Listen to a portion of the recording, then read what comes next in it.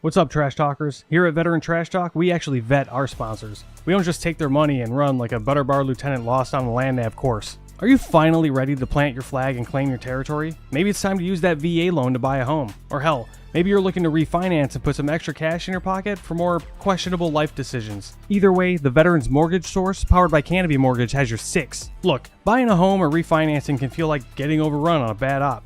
Chaotic, confusing, and full of obstacles that make no damn sense. That's where Corey and his team come in. They're like the QRF of home loans, ready to pull you out of the chaos and guide you to the best program for you. And trust me, they'll answer all your questions. Yeah, even the dumb ones. Whether you're a salty vet or fresh out of barracks still trying to figure out where your TA-50 went. Great service, solid rates, and a team that actually understands the military life. That's why all of us here at Veteran Trash Talk trust them to do right by every veteran and their family. Ready to lock it in? Give Corey a call or shoot him a text at 808-699-7874. That's 808-699-7874. Don't wait. Unless you like overpaying and getting treated like an FNG. The Veterans Mortgage Source is powered by Canopy Mortgage, LLC. All loans are subject to credit and property approval.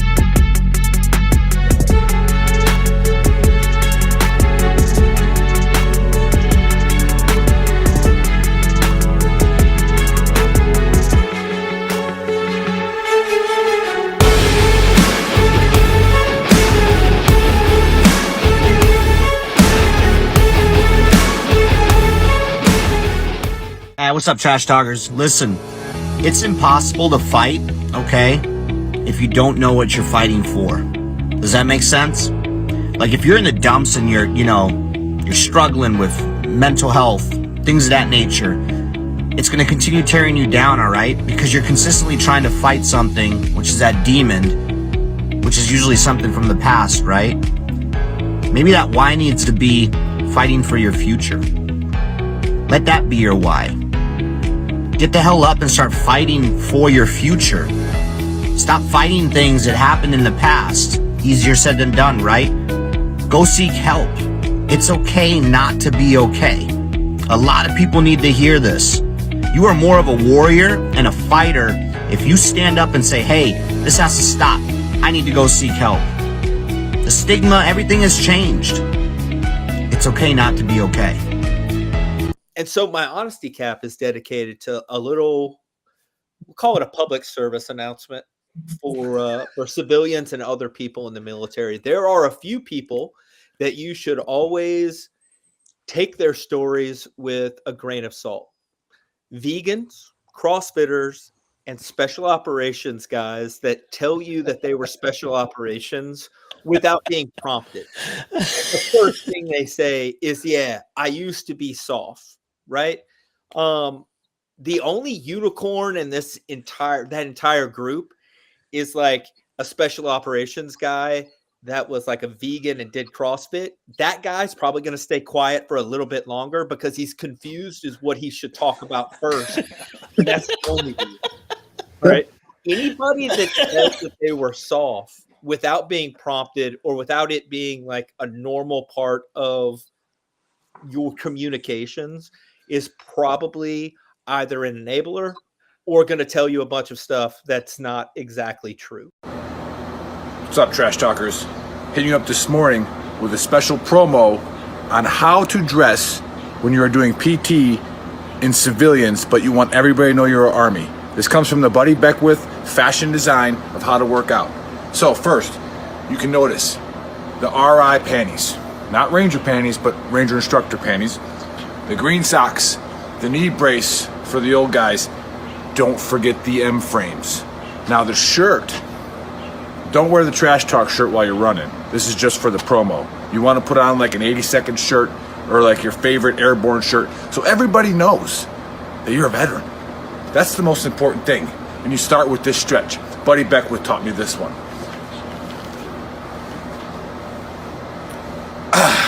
ready to go.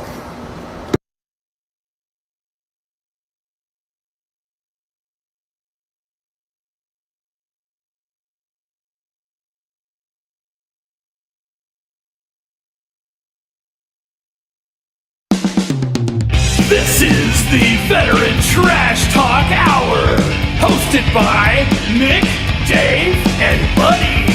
Real warriors making fun of other real warriors. Try to not get triggered.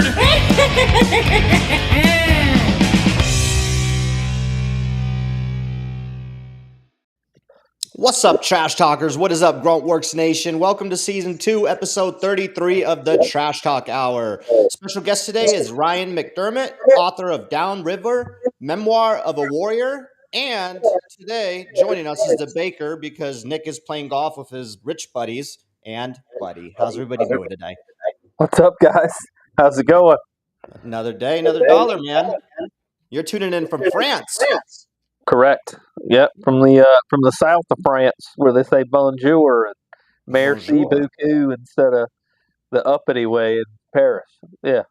Parlez-vous français? That's the only thing I remember. Buddy, do me a little bit. turn your speaker down a little bit. We're catching feedback from your mic. Well, probably should have done that when the show started. Yeah. I don't know how to do any of what you're talking about right now. You're on a laptop, right? Turn the volume down. I don't know why you're talking to me all crazy. Then I can't hear you. Beret. Yeah. I mean, that's Like fine. I said, now I just can't hear the show. Great job. I didn't say turn it off. I just said turn it down. Yeah. Anyhow. Jesus. Anyhow, yeah. So everybody's Special doing good. Forces Everybody's right doing there. good. Yeah, Special Forces. That's our Green Berets, right? Special is correct. Yeah, we have to have everything at full blast because we can't hear. Yeah. Turns Talking out. about full blast. Yeah, let's get right into it today. Before we get to our guest, I did not send Chris a conspiracy video today because I kind of Didn't just bother to wanted tell to me have either. I just kind of wanted to have an open discussion on everybody's point of view, and it doesn't have to go in any, order or anything. Just kind of like, what's everybody's take on us getting involved in Iran and assisting Israel with the whole situation that's going on over there. And my personal, I did a video on TikTok about 3 hours ago, kind of gave my personal opinion on it. I just don't understand what the end result or the goal is. And just, serving 20 years and been to the Middle East twice. Yeah. It's like, what are we doing? Like, why should we be getting involved in this war? Like, what is the end goal on this one? And then the whole talks about weapons of mass destruction kind of rings a bell. I think we've been there before. Well, go ahead, Chris. Yeah, this is open discussion, so go ahead. They have proven via NATO that they do have 60% enriched shit, and we know that they're extremists. So what's stopping them from launching? Because 60 is still enough for a dirty bomb. 90 is, the precision guided, shit that we have is what you need. You need 90% enriched uranium or more of 235 specifically. We've been talking about nuclear weapons with them for the last 20 years, though. Again, yeah, and they've been getting better at it, though. Yeah, because a few years ago they were at 3%. Now they're at 60. And don't get me wrong, they still have many, many years to go. But I think just the extremism we're worried about. I'm not denying that they do harbor a lot of terrorism. They fund Hamas, things of that nature, right? So spot on with that. Taking a lot of from what I'm seeing in the media is a lot of Iranians want to be liberated from that regime. That could be true, right? Because Iran used to be a prosperous country, in the 70s it's a or first 80s? world country. Before 60s and 70s, it was not first world is they were a liberal, very liberal country back in the 60s, 50s and 60s. But there are a lot of lessons that we can learn from history. One of those is that generally politically things move in a pendulum, and if you allow things to get too far to one side, they're going to shift back to the other side just as far in order to try to find equilibrium. And we should probably look at them and look at ourselves and see that, while you might not want to live in a world where people don't know if they're a dog or a cat, you probably also don't want to live in a world where evangelical Christians are telling you that you you're not allowed to take antibiotics because it's not in the Bible. Also, Well, we got the same evangelical Christians telling me on my TikTok, Israel, like the people of God, and it says in the Bible that America needs to defend them. I'm like, can you show me that scripture, please? Like that is like well, some like that's a whole different topic. But I think yep, that as veterans of the GWAT, and I think we're all at the age now where it's our job to protect our. We already did the go to war with no end state, with no yep, task and purpose, and it's our job as people that have seen the repercussions of that yep. to speak up and say, hey, it doesn't mean that we're hippies and we're Of not like course. not against war, but there are things that are worth fighting for. I'm not at all a person that's not proud of the things that I did in the GWAT and after. That being said, I'm also not somebody who's going to allow my kid to go to war without a reason and a plan for what we're going to do there. And okay, so we go to Iran and we win. Then what? We Mhm. just stick there for 20 or 30 years until We just got done with that, you know. out in 3 days, and we leave a bunch of people and a bunch of equipment. That doesn't sound like a good plan. I think that right now we're in the stage where we're supposed to voice our opinions, and the administration on all sides is supposed to, if they want to go to war, well, they got to sell it, and they got to sell it with a reason, an end state, and what we're going to do and why we're going there. Like we're past the blindly follow thing. Um, but And that's what's happening though in the media. If you look at it, that's exactly what the media is portraying yeah, again. well, they It's can this make a whole, lot of you know, money. yeah. But A a lot of lot of people people this time, stand like to you make just said, a lot of money. What's funny is that you were talking about like how whether we should fund Israel and all that stuff. But the truth is, and sometimes you see truth in memes every now and then. But there's a meme of like rockets being fired from Iran and then rockets being fired from Israel, and it's like my tax dollars at work. Somehow, also my tax dollars at work in Iran because we bought those too. So yeah. at some point, we got to ask some questions and have some hard discussions. No, to quote, I think it's a Clausewitz quote that, war is politics by other means. And the point about what is the end state, I think is exactly right. You both have brought it up, is that, what is the end, it needs to have whatever's going to happen is going to have some diplomatic solution at some point. Otherwise that's sort of how, that's the concern I think I have is, every, veterans who have fought over it's like you realize, like on the ground, like what are we trying to do, and how do we get out of here? How do we get sort of the mission accomplished to go home and say victory is ours? And so I think I think that's one thing veterans, I think we bring to the table, is that we can ask those very important questions of like, what is this sort of either end state or What's the end achievable? game? Yeah. Yeah. Well, I mean, at the end of the day, you gonna unmute me now, Chris? That'd be great. At the end of the day, yeah, it doesn't matter what you're doing, whether you're doing business or you're building a house or going to war. You can't know how to get from A to Z without knowing what Z looks like. So, if you plan for regime change, okay, who's going to take over? Because if that's your end state, you have to have something that you want to put there. If you are just going to war because you're angry, well, okay, what's the point? How do we fix it? It's like when we were in Iraq or Afghanistan, and you're walking around, doing sweat assessments to try to figure out it.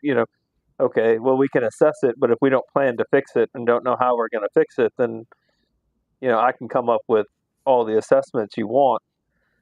There's, if you don't fund it or do anything to fix it, then we're just occupying another people's country, and at some point their sense of humor goes away about having 18-year-olds running them off the road in Humvees because they had the audacity to try to drive in their own neighborhood. You know what I mean? Yeah. Yeah. There's this other aspect too, I think, and I think it's good that there's a little bit of time element being built in from what you see in the administration, is that there are other big players like Russia and China have stakes here, and in the grand sort of global chessboard, I think we've got to be careful not to overcommit ourselves there. Escalation, right? Yeah. Well, Yeah. the escalation, but also deterrence, specifically vis-a-vis China, is a question. I imagine that's some of the, sort of the chess game of like, well, how do, if there's a commitment here, how do they get from point A to point B to Z? Yeah. But taking a little bit of time, hopefully we'll be able to get to a solution. I don't know. I have not been dialed into this situation, but it, because I've got a son who's just commissioned, it's reminiscent of. Well, I mean, that's the Yeah, thing, my right? son is We're all stationed at out that in age Hawaii. where He's our in the kids are, military. Yep. Dave's got a kid in the military. You've got a kid that just commissioned.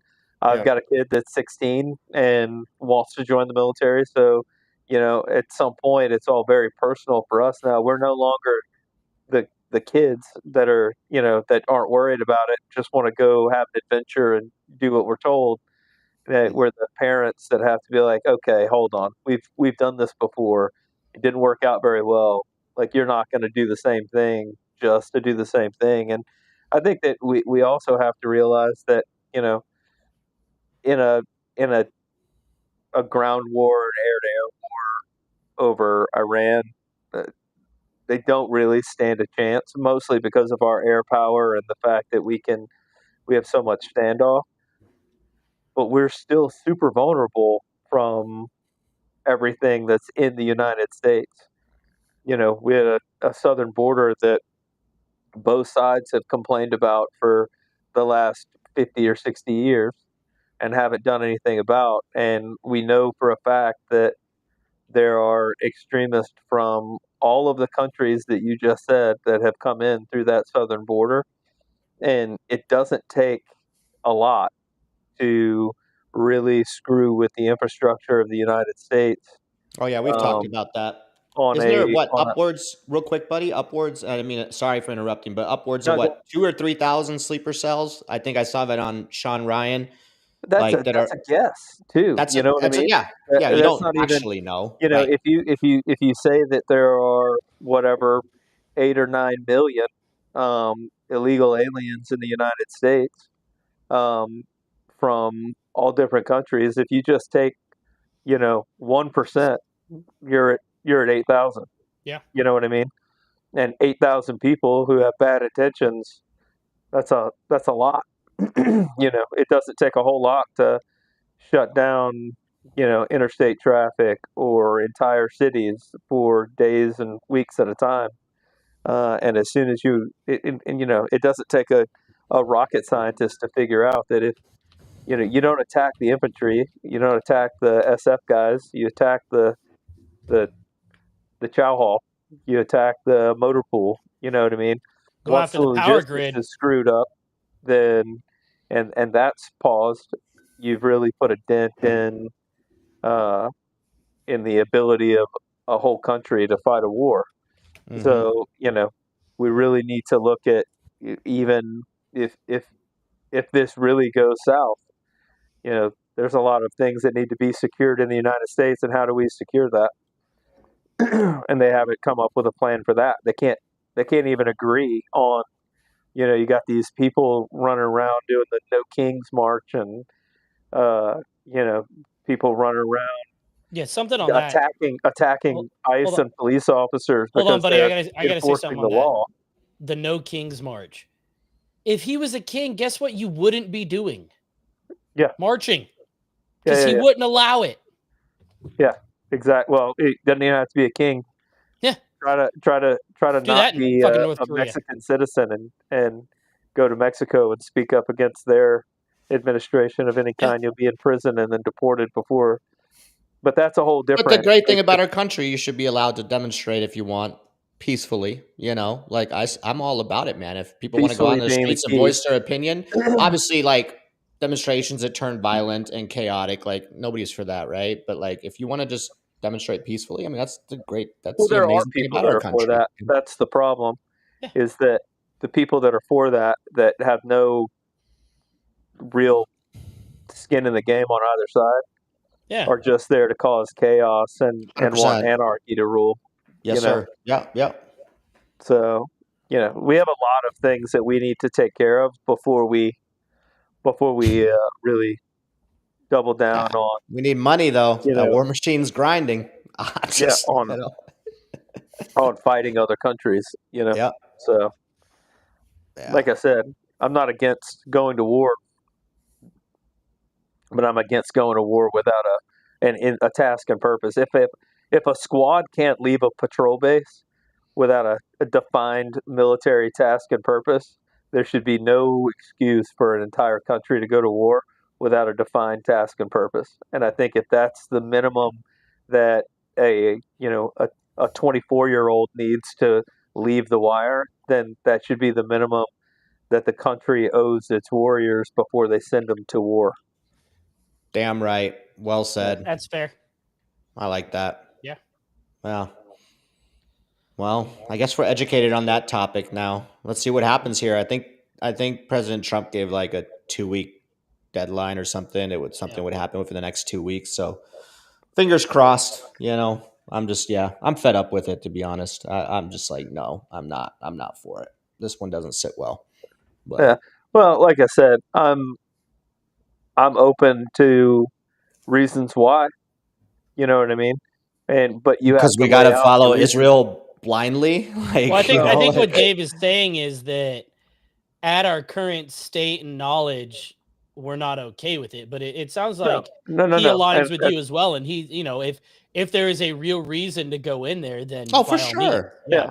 For Well, sure. if there's a reason to go in, and there are plenty of reasons to go in there, but all of the reasons to go in there boil down to we don't like their culture. We don't like how they treat women. We don't like how they are oppressive to their people. Well, they don't like us either. And then we'd have So, 50 other wars to what's your fight at the point? same time. I mean, to be fair though, buddy, with everything the No Kings protest, we don't like us either. There are a minority of people that don't like us. Yeah.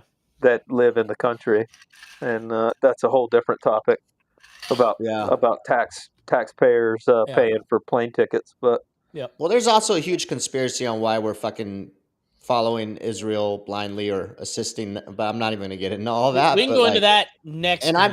We will. And I'm like pro-Israel too, like on a lot of things. I think what happened in Gaza after like later on, like a little extreme at this point, I think personally, like they're strategic and so tactical with everything that they can do, but they literally leveled Gaza. Like we're sending rockets to Iran and we like killed, who did we kill? We killed one of them, or we bunch of there. I can't say that word, sorry. Unaligned. But we took that one guy out like exactly in his building, but then in Gaza is just leveled to the freaking ground, because they're hiding behind Hamas. There's a difference between targeting a person and targeting an infrastructure. Absolutely. Hey, Dave, targeting a person, you can use a precision guided, basically samurai swords on a missile. I mean, look what they did with the pagers. They're smart enough to be able to avoid all the civilian casualties, in my opinion. That was my only take. Like these guys are on the Israeli side. You also have to kind of go a little bit back in history and realize that the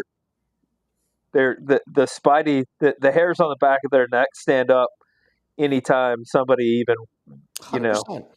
you can say that you want a bottle of gin and they go, what would you say?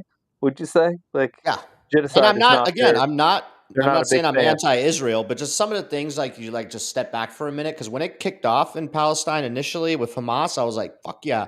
And I still am like, take out Hamas because we don't fucking support terrorism, right? But now when you look at Gaza, after we've been going on this for like 9 months, like, but you are so strategic and you're able to like send missiles or have pagers explode in people's pockets, but you're leveling an entire city and killing thousands, like Yeah. people, what other word can I use? I don't, I You're can't say also that. talking about like it's such a nuanced thing that to understand, because you're not talking about a bunch of people that are just like innocently walking around. They're all, yeah, the level of hate for Jews and Israelis in like the Middle East, especially Palestine, Jordan, Oh, it's even insane. Yeah. is Well, like they legitimately think of their babies as demons. You know, so I don't know if it's true. I heard I was listening to And something we got to get to the recently guests soon. We're like, this yeah, could be a in 2 hour conversation. the Sheik teachings. The Israelis, once they're eliminated from the planet, that's when heaven comes or something like that. No, I can't. I have no idea what you're talking about right now. I'll have to find it. We can bring it up next time, but Yeah. we'll give Faceman a chance to go ahead and refresh I'm his gonna stuff try to. real quick because he can't seem to chat. And we'll introduce Yeah. our guest, Ryan. Ryan, I apologize. I was told Thursday night while playing poker and a few bourbons in that I was going to be hosting for you. So I don't have any of the information. I'm not sure of your service history or anything, but Okay. he's a veteran who wrote a book. You want me to So do it? I yeah, it's fixed got to it. be pretty good. Yeah, buddy, if you know his thing, Yeah. go for it. So I have the book. what did you got out as a captain or a major, Ryan? Captain. All right. So so Downriver, a book written by retired Captain Ryan McDermott. It was the book is about his basically growing up and then his basically his memoirs in going through West Point Ranger School and then on to Third ID and the invasion of Iraq. So definitely somebody that has a say in the last topic that we had, but it's a lot of his how he dealt with his experiences both growing up and then his experiences in the military and then after. It's a pretty good book. Easy. I mean, honestly, it's a fairly easy read. I enjoyed the way that You you wrote wrote it so it. I Marines could enjoyed read it, reading it. right? So, Ryan, on to you. Well, Welcome to the thanks, buddy. show, brother. Appreciate the intro. Yeah, so the book, I mean, I think it's good. We were talking a little bit before about why I wrote this and sort of the purpose of putting it out there. I wrote this over like a 25-year period. It was like written contemporaneously with the experiences. So it starts, part one is kind of this, it talks about my childhood. I was raised in, sort of a modern family. My mother had me out of wedlock. Married my stepdad, and sort of normal childhood growing up. But then during my senior year of high school, I found out a little information about my biological father. My mother and stepfather divorced, and in the process, I was applying to West Point to try to go and serve in the military. And during that process, I basically, they divorced and we lost our home, and there's a whole process I talk about with that. And my mother, while I was at West Point, ended up at one point was in a woman's shelter. She had some mental health issues, and she was addressing them. And so I began writing at West Point, really to kind of process all that.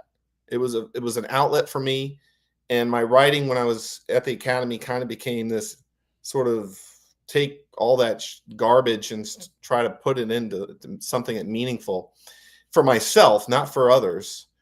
And then obviously, so after I graduated, I went to the 3rd Infantry Division, went through Ranger School. And I don't know what you thought of that chapter, but I had fun writing that chapter but I had to like pare it down to like one kind of like focus on mountain phase.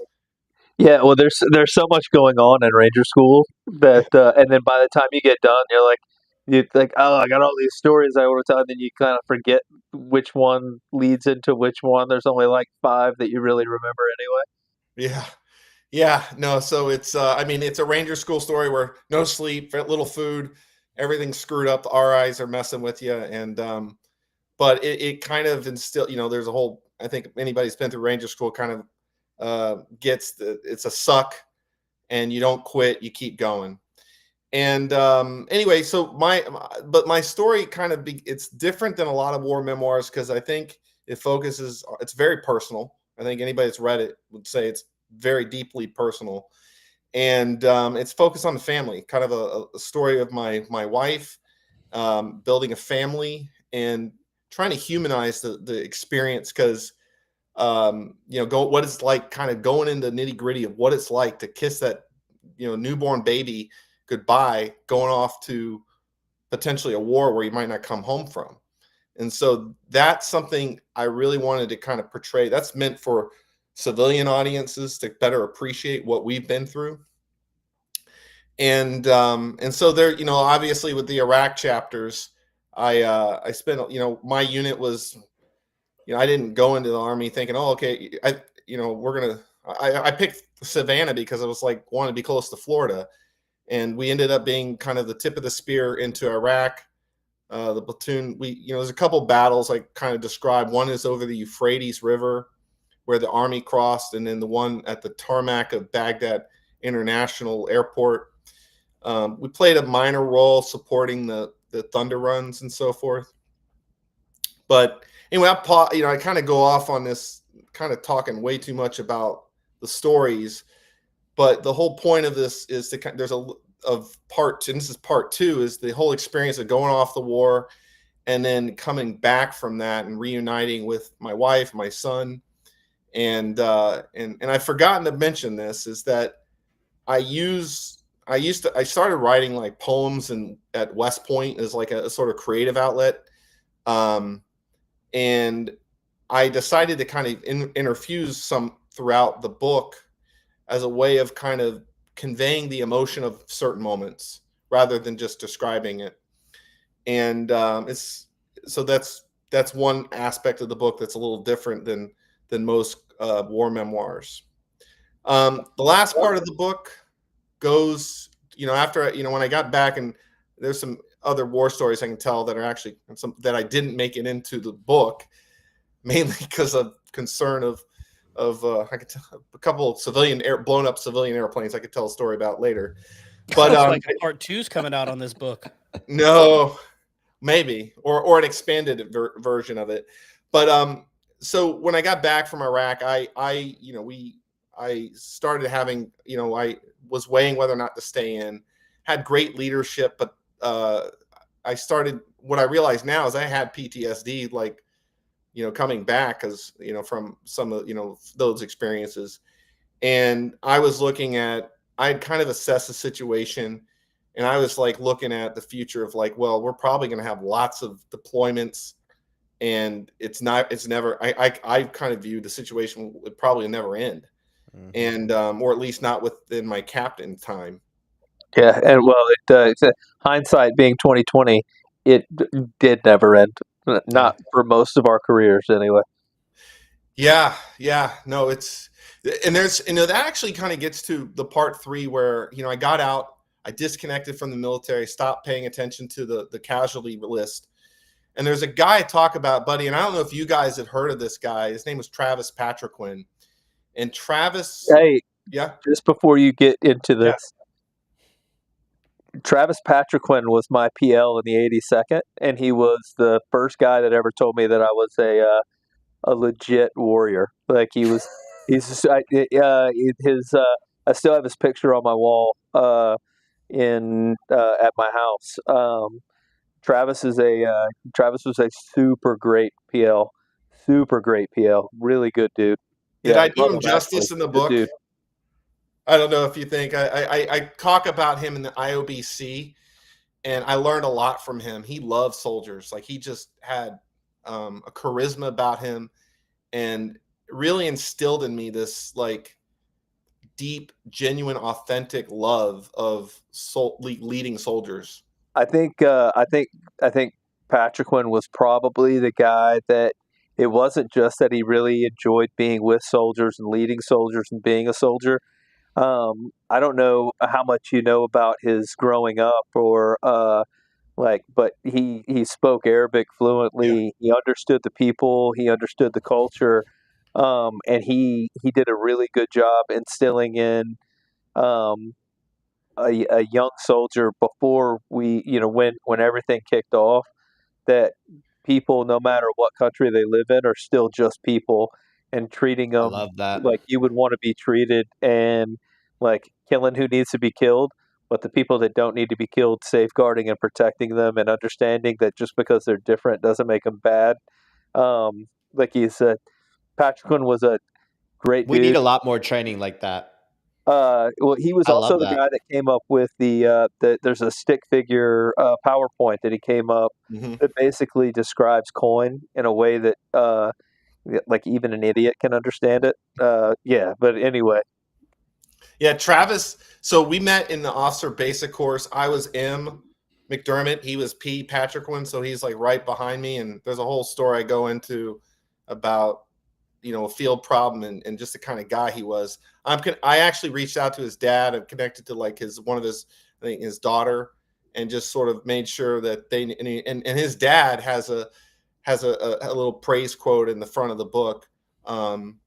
Gary Patrick Quinn. And so it was really important for me to make sure. And in a way, Travis is a central character in this book because there's the reference of him during the IOBC. And then when I got to Lehman Brothers years later, I didn't know he died until 2 years after he died. And it just happened to be that he Wow. died when I was interviewing. I was interviewing on like with Wall Street firms. And that hit me really hard, that I kind of one, there was this guilt. And then two, this guy was an amazing, when you were with it, I mean, buddy, you could speak to this. Like when you talking to you, you just felt a connect. He like had, I don't know if his eyes, but he was just dialed in. And yeah. Well, to be honest, he was one of those guys that you see him in the military every now and then, but you don't see him in life very often. Mhm. Who was super well rounded, and seemed to have like understood balancing like work and his family, and had everything kind of and he was a very rare, genuinely good guy that cared and was technically and tactically proficient in the task that he was doing. And what really sucked about Travis was that he was so good at his job that there were leaders in the army that were definitely threatened by how good he was, and kind of I don't want to say that they didn't they didn't treat him the way that he should have been. They didn't put him where he should have been put to Mhm. make the biggest impact that he could make. But even in the places that they put him, he made. I mean, he was central to the Anbar Awakening. He was like, there's an entire book about him, Yeah. and Wow. the fact that there's a book written about just a captain in the third ID That's is significant. Yeah. that's significant. No, it's But he had so the such a author of huge that role. book, I had connected. I can't remember how I connected with so it's A Soldier's Dream. That's and I'll put a plug in for his book too. Yeah. Very William, good book. yeah, William Doyle. Because Can you I'll look that tell you, up, Chris, and throw it on there? yeah, if we could look it up, it's A Soldier's Dream. It's written by William Doyle. I honestly think that A Soldier's Dream should be, especially now, that should be required reading Yeah. for IOBC. Damn. It should definitely be a book that is looked at West Point and anywhere else where, and to be honest, it should be a book that is put into like junior, like non-commissioned officer courses, because it really does a very good job of explaining not war fighting, but fighting in amongst a like the the environment of human, like the human environment. Yeah, I think another one, buddy, and this is not to get too far off my book, because I would love my book from for a different reason, hopefully be considered for more on the sort of I think there's a lot of lessons of what not to do, in my Oh book. yeah. Well, I've got some stuff about your book too. So Okay, but no, just to put a pin on the point about Patrick, I think he was a strategic captain, and I think one of the things from the wars global war on terror is a war that was really kind of fought at the unit, like I would say company level, and the generals played did the politics of like getting resources and kind of strategy, but like a lot of it was really, that book kind of highlights exactly why Travis was a central player in the Sunni awakening, and it would be, I agree with everything you said. yeah, well, and I think that goes back to our initial point at the beginning of this show. Even the generals were in charge of strategy, and there was no strategy. Yeah, They just go out there and keep fighting the war, keep fighting the invasion again and again. But again, that's something else. I do want to talk about your book, and I'll tell you, there's been two books that I've read that were books about soldiers or whatever, and that really stood out.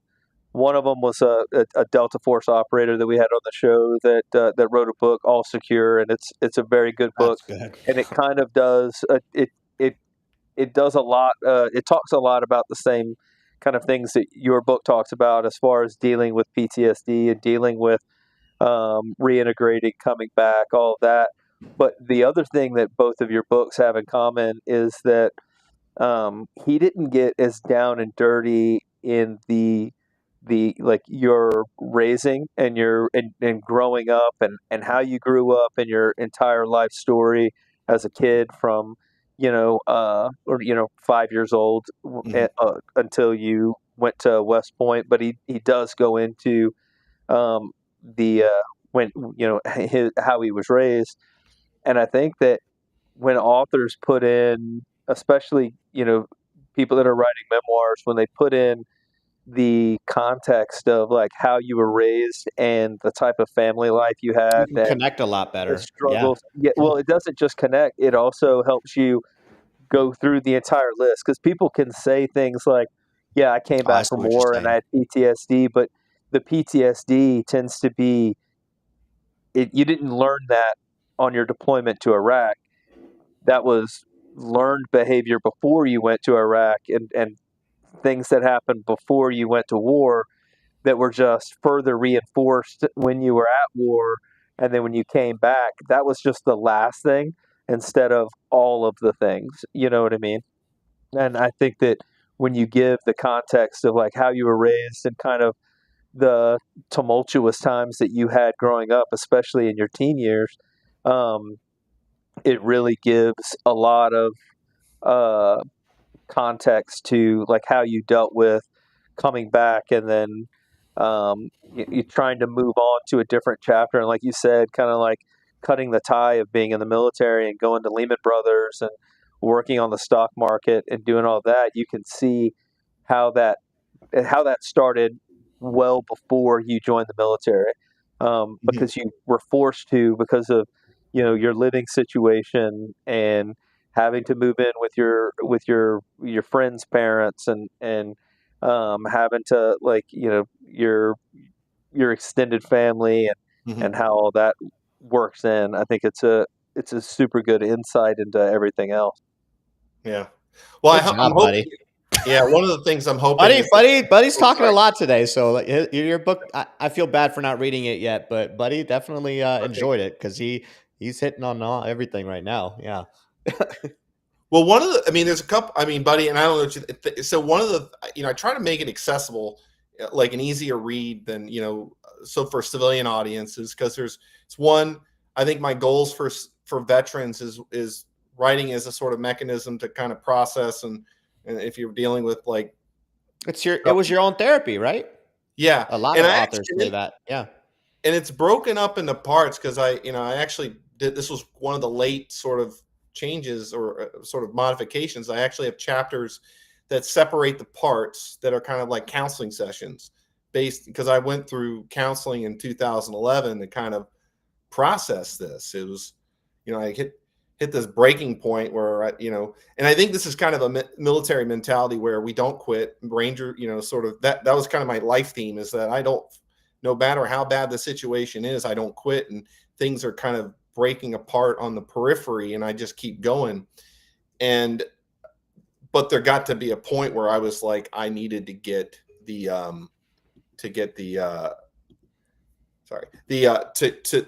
to get counseling. And so I didn't try to demystify that. There's this point about not, I use a quote, Hemingway quote, the world breaks everyone, but some are strong at the broke places.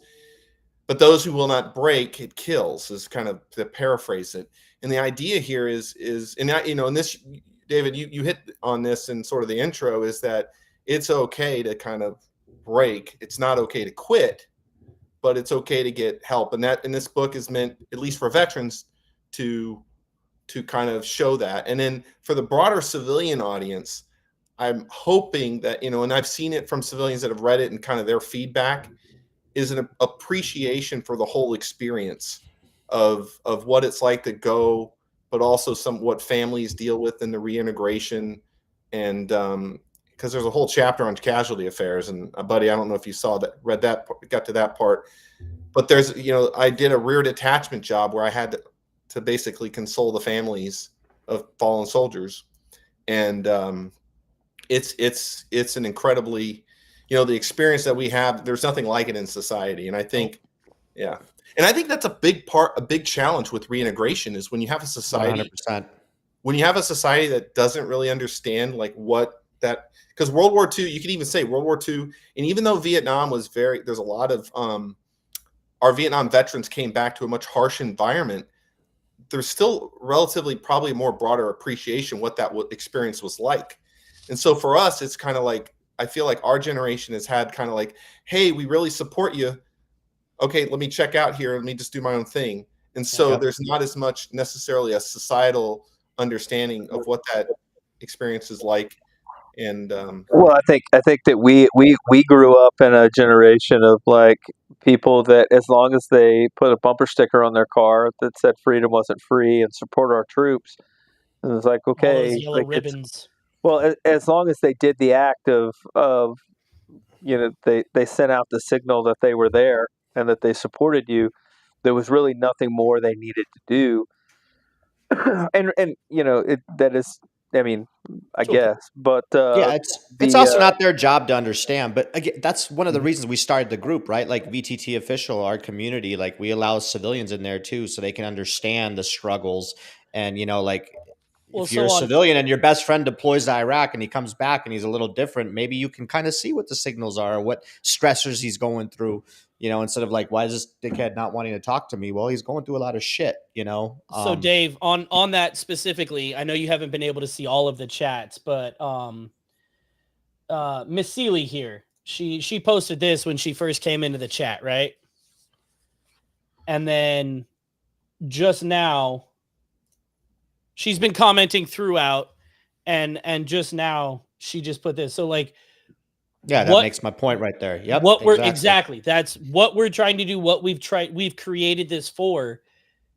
We're accomplishing it, Well, I think to answer her question is, as a civilian or a spouse or somebody that loves or has a veteran, especially one that's been to combat, the best thing that you can do for them is to support them in reaching out to their friends that they were in combat with. And that was one of the points that I was going to make, or just other combat veterans. Yeah, well, that's what I was point that I was going to make about your book, Ryan, is that the thing that I enjoy about this book and that I enjoyed about All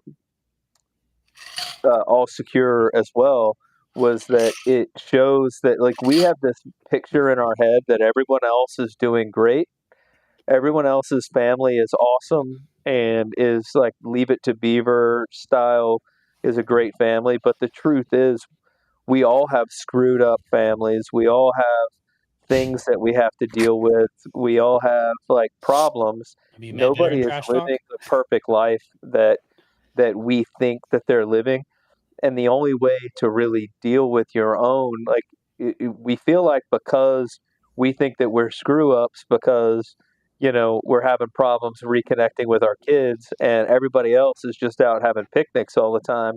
That's reality, and the reality is that most people are having the same issues, whether they're in the military or they're civilians, connecting with their kids or doing anything else. The difference is that we come up with a whole different vocabulary in the military and way to deal with things that civilians probably don't get because it is so much different. And the only way to talk to somebody that's in the same language, that's going through the same thing, is to reconnect with the people that are your age, that have been through some of the same things, that have the same vocabulary, and talk to them. Like I was flying here. I like you guys know, I meet up with a group of guys from the 82nd every year, and we we go do like an activity or whatever, hang out for a weekend, and then plan the next one for the next year. And my dad started doing it with his Vietnam friends and some of the Korean friends, or friends that he had when he was stationed in Korea. And he says the same thing. And like I met a guy that was on his way to go meet up with his friends down in Sarasota on the way here to go fishing, and they do something every year. And there are a lot of organizations that'll send a veteran to go deep sea fishing and hunting and doing all these things, and those are great. But it's not the activity; it's the group of people you're doing it with, and the time that you get to share your experiences, your problems, all that stuff. And there are very few people that we feel vulnerable enough with that have seen us at our best and our worst, like than the people that we served with. And when we cut ourselves off from them and put ourselves on an island, we don't have the benefit of their experiences and talking through our problems with people that may be having the same problems. And like, And sadly, a lot of times it's a pride issue though, too, brother. You know how it is. Like and you that's what don't I'm really want saying. to. It's the pride is really a side effect of thinking that everybody else is doing great and you're not. And you don't want to be like, but when you start bringing it up, you find that more people are like, yeah, I got the same problem. Going This through is the what same I'm shit. trying Yeah. to do. You know what I mean? And, Yeah. for Ryan went and talked to Paul, and he and Paul connected, and that did a world of good. For a lot of people, kind of the dip your toe in the water of therapy is talking to your friends and then finding out that your friends went to therapy. Like when we had Colonel Luong on the show, and he was Yep. talking about him going to therapy. It shows a lot of people that you know that you look up to, or were your leaders or friends, have if they've done it, then that gives you, it kind of opens the door and allows you to be, well, maybe I can go do it too, and I can be vulnerable as well, and maybe it'll help. For sure. Yeah, there's a friend of mine who had served in I think he was an attorney, but he served in, I think, maybe the 82nd. I can't remember. But he read my book early, and then he was like, he reached out and was like, let's get lunch. And one of the points he made to me was, he said, I thought this was just going to be about war stories and stuff, but it was more than that. And for him, he actually confided in me that he had been going through some stuff recently, like a divorce and so forth, and so I assume it helped him in the sense of like not feeling alone. And that was one of the reasons why I wanted to, it's like kind of put me over that point of like, hey, well, I got to get this out there, because there's a guy I served with in the 3rd Infantry Division. He was an officer who took his own life just a few years ago. And I kind of wondered, like, if this guy had felt like others had been through something similar, the isolation. I put a piece in we put a piece that I wrote last week on the Hill, kind of goes into sort of about Father's Day and the weight some people carry. One of the goals here that I have with the book, also the term warrior poet. I don't know if you, buddy, or any of you guys kind of grew up watching Braveheart. Braveheart was like, for me, like, Hell yeah. fucking amazing Yep. film, Hell yeah. inspirational. You know, at the end, he's like, they fought like warrior poets, Scotsmen. Yeah. You know, Yeah. and there's this idea that like a warrior poet, because I feel like we've been through a lot, and some people may feel like, okay, we're not damaged. We've been hardened or maybe we are, I don't know, but that doesn't make us less. And there's a way of translating our experiences into something very positive. And that's kind of where I'm going, where I want to go with the narrative, is that the warrior, you know, there's a guy I surf with, triple amputee. He lost 3 arms, you know, both his legs and an arm. And I'll tell you, I was like, when I was at my lowest, and I ran into him, we got lunch. I was like, man, I have no reason to feel bad about life at all. This guy has like been dealt this, but he had like such an optimism, and he's a painter like now. He actually, and like some of his work. Yeah. I mean, you got to have this guy on. Like some of his work is like, we'd love to. Yeah. I'll plug him in, you know, I'll mention it. We'll talk after the show. Yeah. Yeah. He's awesome. And his whole thing now is he paints. Another friend of mine that I went to war with, Justin Morset, he has a woodworking. He makes these rustic flags. That flag in the back, he makes these awesome rustic flags like that open up, like contain, just amazing. He's got a small business, and it's like that's kind of that same model that he translate that experience into some sort of creative outlet. And that's, I mean, a part of, I mean, that's kind of where I'm going with this, is to feel a pride about what we've been through, and where we've, even though if we have the PTSD, it's post-traumatic growth or whatever. Yeah, well, and you know, the funny thing about like even what you're talking about, like the triple amputee, and like, is that we always get told, and we always believe that we have to keep driving. There's somebody that's got it worse, so just shut your mouth and keep going, because you got nothing to really complain about. And we don't really realize that, yeah, the guy might be a triple amputee, but he's still having the same problems connecting with his daughter. You know what I mean? Or he's just still having the same problems talking to his wife, or like, you know, dealing with, you know, relationship issues or whatever, because, you know, your brain is still, our brains are all still the same. We still have a lot of the same reactions to, you know, all of the regular, like, I guess, life stuff, you know.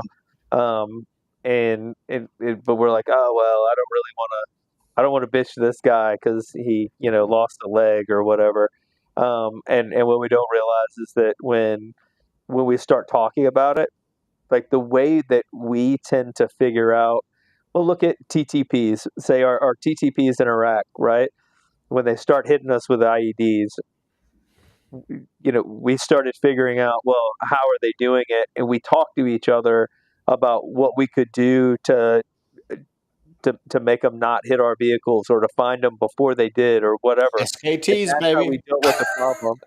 The same way that we dealt with IEDs and insurgents is the same way that we're going to deal with life issues. Like, we're going to figure out TTPs that we can use, but we can't figure them out if we're trying to plan in a bubble, or figure out our problems in a bubble, and only have ourselves to, like, our own experiences. When we talk to all of our friends, we open that window, you know, and make it into, you know, a convertible instead of just a little crack, for our More own tools experience. for our kit bag. Yeah. Yep. One of my TTPs, you know, David, I think it's in your intro that hit upon this, because I was like, man, these are some great lessons here. It's got to stop focusing. You got to get to a point where you stop focusing on the past, and 100%. really, and you got to focus on That's the future. tough though. Yep.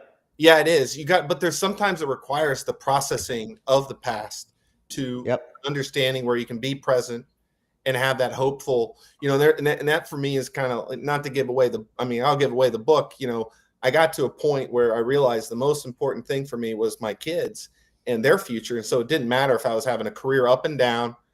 It was my kids' future, and just being present as much as possible in their life, where that's what mattered. And I think, I don't know if anybody ever feels like they're so damaged where their presence is hurting their kids or something, but like that's definitely not the case, I think. But so my book, my son ends up going to West Point, and he just graduated, and Congratulations. he wrote the last chapter, which is the afterword, which is very honest. It's not some over glorified. It kind of talks through. I'll spare it, but it's a powerful ending.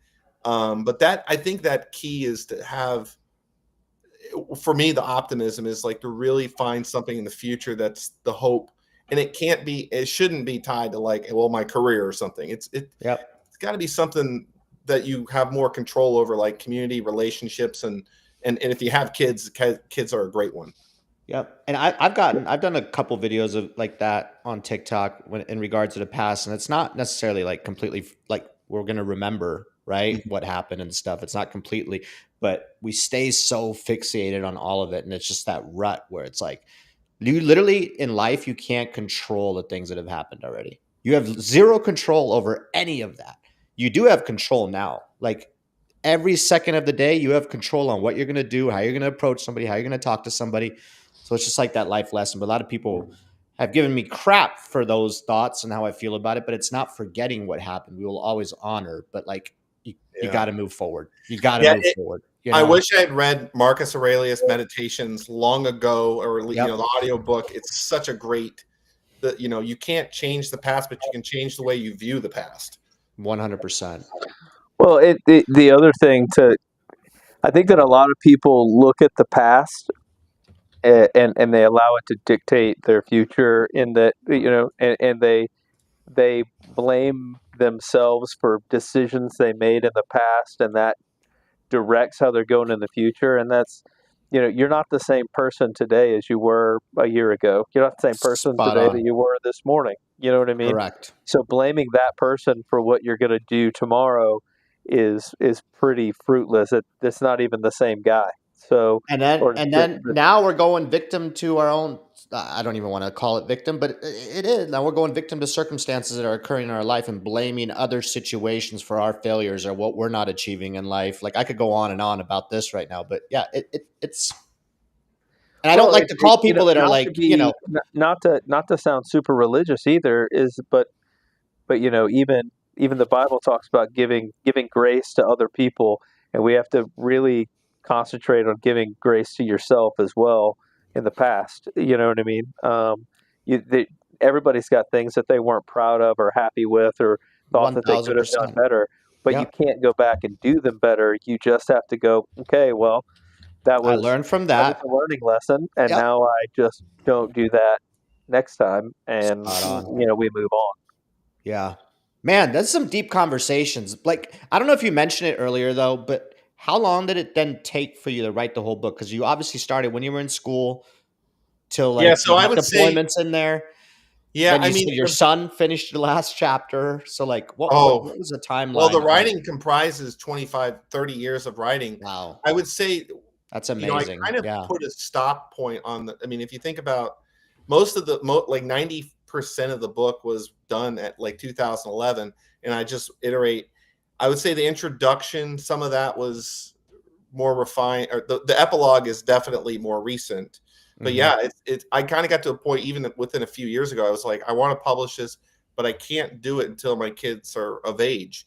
So I waited until Brandon graduated, and then my daughter is now 18. So they're kind of, it'd be kind of weird to have it out there, and then I'm still if you kind of get to the end, you'll see why. But it took a long time. I kind of feel like I can be done with it now, and we'll see. I did think it was fun when I was reading, especially the West Point parts and getting into the Ranger School parts. I was like, this guy's got to have like a whole box of Write in the Rain notebooks that he's just like going through and like picking poems and stuff out of, because like the West Point part is written like, as you're going, almost like a journal. And it was. You pick the page out of a journal, and you were like, hey, this month, I could have done better in school, but I'm getting through this plebe year all right, it seems like. It was. I thought that was pretty interesting. I enjoyed that part.